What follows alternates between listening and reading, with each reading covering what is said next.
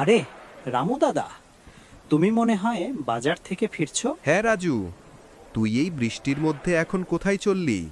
কোথায় আর যাব দাদা, ওই বাজারের দিকেই যাচ্ছি। বউ বলল ঘরে নাকি তরকারির কিছুই নেই। ওহো, তাহলে আর কি, যা বাজার থেকে কিছু কিনে নিয়ে বাড়ি চলে যা। আকাশের যা অবস্থা, মনে হয় বৃষ্টি আর থামবে না। তা দাদা, বলছিলাম সব সবজির দাম কম না বেশি? আর বলিস না রে, এই বৃষ্টির মধ্যে বাজারের যে এত দাম, গায়ে হাত দেওয়া যাচ্ছে না। বলো কি, এত দাম? হ্যাঁ, হবে না? মাঠঘাটের অবস্থা দেখেছিস? চারিদিকটা বৃষ্টির জলে থই। তা তুমি যা বলেছ। আচ্ছা রামু, তাহলে তুই যা, আমি বাড়ির দিকে যাই। সেই সকালে বাড়ি থেকে বের হয়েছি, বাড়ি ফিরতে যে বড্ড দেরি হয়ে গেল। হ্যাঁ দাদা, তা যাও।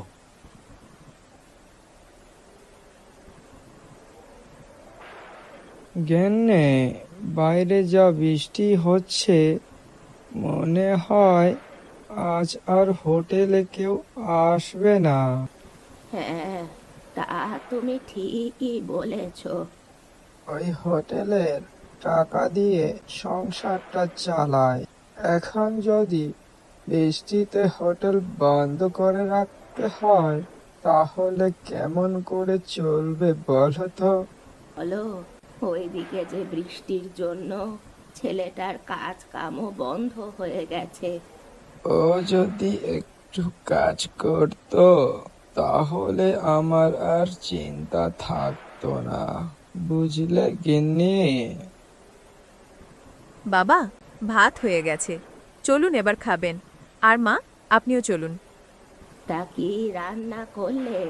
ঘরে তো কোনো তরি তরকারি কিছুই ছিল না। ওই উঠানের পাশে দেখলাম কত সুন্দর কচু পাতা হয়েছে, তা নিয়ে এসে একটু রান্না করলাম। তা বেশ বেশ। রাজু এখনো বাড়ি আসেনি? না বাবা, ও তো এখনো আসে নাই। ছেলেটাকে নিয়ে আর পারি না, ওকে নিয়ে যে আমি কি করব? কত করে বললাম মাঠের কাজ বাদ দিয়ে আমার সঙ্গে হোটেলে কাজ কর। হ্যাঁ বাবা, আমিও তাই বলেছি। এখন তো বৃষ্টির জন্য মাঠের সব কাজ বন্ধ রয়েছে, ও কাল থেকে আপনার সঙ্গে হোটেলে কাজ করবে। আচ্ছা ঠিক আছে, এখন তাহলে চলো, গরম গরম কচুর শাক দিয়ে ভাত দাও তো দেখি দুটো, পেটে জ্বালান করি। হ্যাঁ মা, চলুন। বাবারে বাবা, শাকসবজির যা দাম, তাতে তো দেখছি সব না খেয়ে থাকতে হবে। এইভাবে চলতে থাকলে তো সব না খেয়ে মরতে হবে। আরে আরে, কত ইলিশ মাছ! আগে তো খেয়াল করিনি আমাদের এখানে নদীতে এত ইলিশ মাছ এসেছে।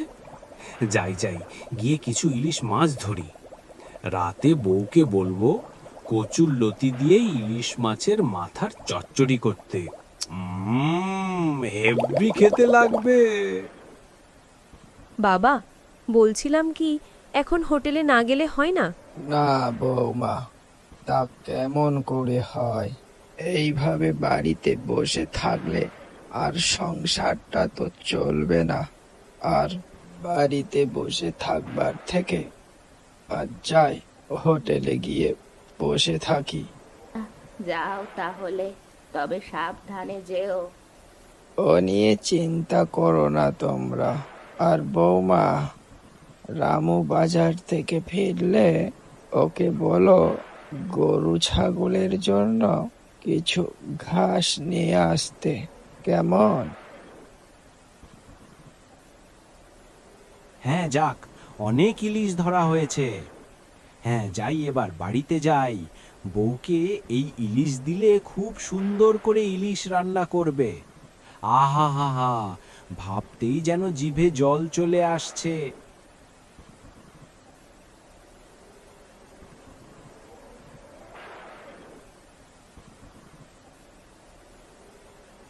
কি গো, তোমার আসতে এত দেরি হলো কেন? আরে সেটা পরে বলছি, আগে ধরো তো এই ইলিশ মাছগুলো ধরো। ও মা, এত ইলিশ মাছ? ওগো, এত ইলিশ মাছ কেনার টাকা কোথায় পেলে গো? আরে ইলিশ কিনতে যাব কেন? ইলিশ মাছ তো আমাদের নদীতে এসেছে। বলো কি, আমাদের নদীতে এত ইলিশ মাছ এসেছে? হ্যাঁ, তাই তো দেখলাম। বৃষ্টির জলে কিভাবে সব নদীর ধারে চলে এসেছে। দাও দাও, এখনই ইলিশগুলো নিয়ে গিয়ে রান্না করি। হ্যাঁ হ্যাঁ, তাই করো। আমি দেখি গরু ছাগলের জন্য কিছু ঘাস নিয়ে আসি।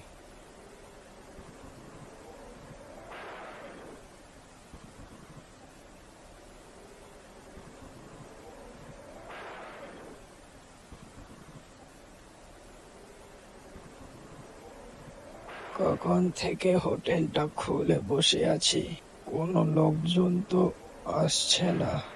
এইভাবে হতে থাকলে তো পথে বসতে হবে। আরে আরে ও রামো, চললে কোথায়? হ্যাঁ কাকা, এই বাজারেই আসলাম। একদম হোটেলে আসা বন্ধ করে দিলি যে? আমার থেকে অন্য কোনো ভালো হোটেল খুঁজে পেলি নাকি? এই রোজ রোজ তোমার হোটেলে শুধু ডাল আর ভাত খেতে ভালো লাগে না, বুঝলে দাদু? অন্য কিছু আইটেম করার চেষ্টা করো দাদু, তখন না হয় দেখবো খেয়ে কেমন লাগে।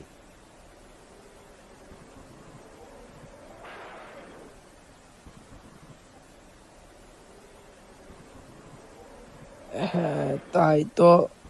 আমার হোটেলে লোকজন আসবে কি করে? আমি তো রোজ রোজ আলু ভাতে রান্না করি। এবার থেকে কিছু নতুন রান্না করতে হবে।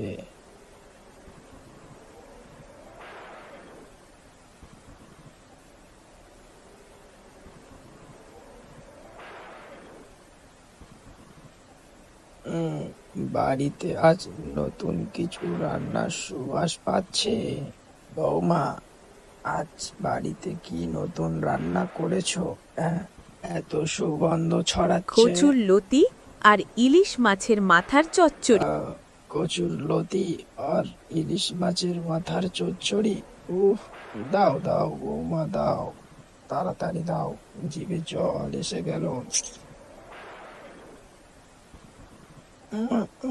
অমৃত অমৃত, আহা, একদম অমৃত খাচ্ছি বৌমা, অমৃত। বাবা, এই ইলিশ মাছগুলো আমাদের পাশের নদীর ইলিশ। আজকের বৃষ্টিতে সব নদীর ধারে চলে এসেছে। বলিস কি? এ আমাদের পাশের নদীর ইলিশ? আগে তো জানতাম না। হ্যাঁ, আমিও তো জানতাম না। ভাবছি বাবা, নদীতে এত ইলিশ এসেছে, তুমি বরং কাল থেকে হোটেলে ইলিশ রান্না করো। তাহলে মনে হয় কিছু কাস্টমার হবে, বুঝলে? হ্যাঁ, তুই ঠিকই বলেছিস। কাল থেকে আমার হোটেলে বিক্রি হবে ইলিশের চপ, ইলিশের কর্মা, ইলিশের মাথার চচ্চড়ি। হ্যাঁ বাবা, এসব কিছু করতে আমি আর আপনার ছেলে সাহায্য করব। তা তুমি ঠিকই বলেছ বৌমা।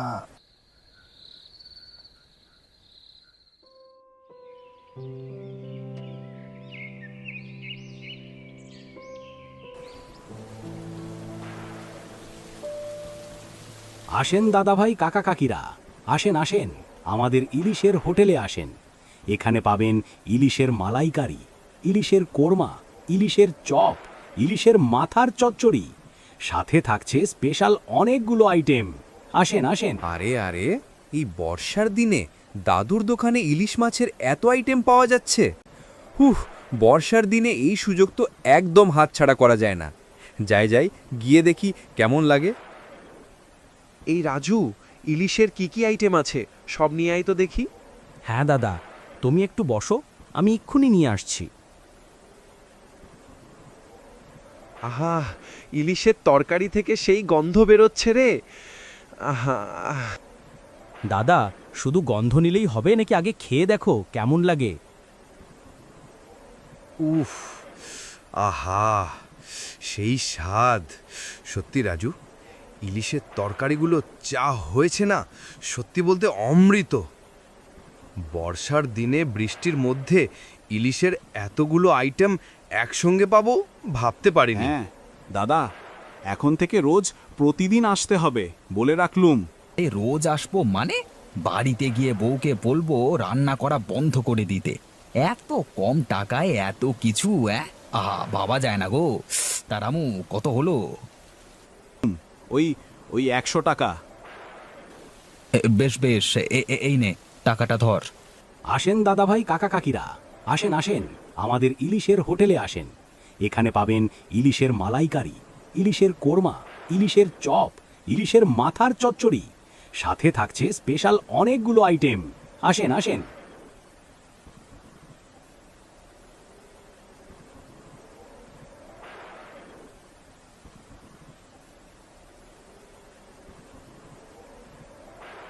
ভালো কি বলো মা, একেবারে আঙুল চেটে মুছে খেয়েছে।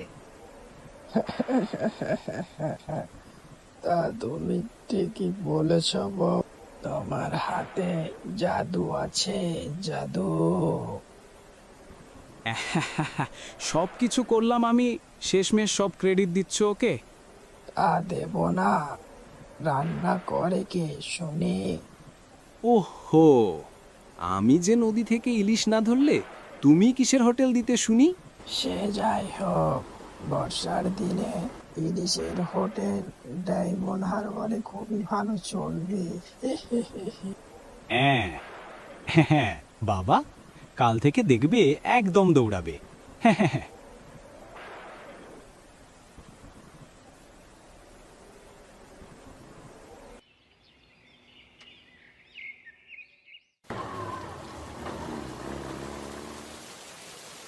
আরে বাহ, এখানে তো দেখছি ইলিশ মাছের হোটেল হয়েছে। জমিদার মশাই, আপনাদের এখানে যে ইলিশ মাছের হোটেল রয়েছে তা আগে আমাকে বলেননি। আসলে আমি তো জানতাম না বাজারে ইলিশ মাছের হোটেল রয়েছে।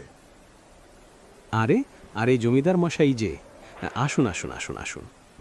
আরে রামু, তোরা যে বাজারে ইলিশের হোটেল দিয়েছি তা আগে আমাকে জানাসনি।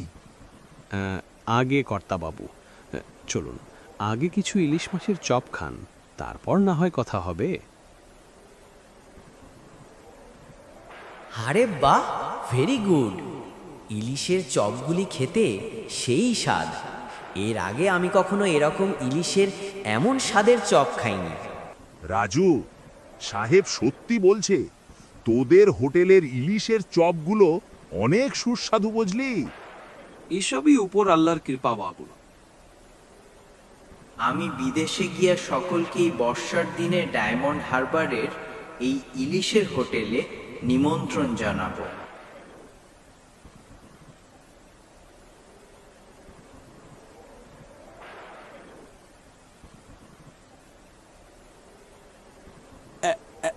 বাবা, আমাদের কপাল খুলে গেছে, কপাল খুলে গেছে।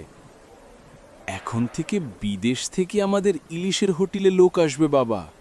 সত্যি রামু, বর্ষার দিনে এই ইলিশের হোটেলে গুণ আছে বলতে হয় দেখি।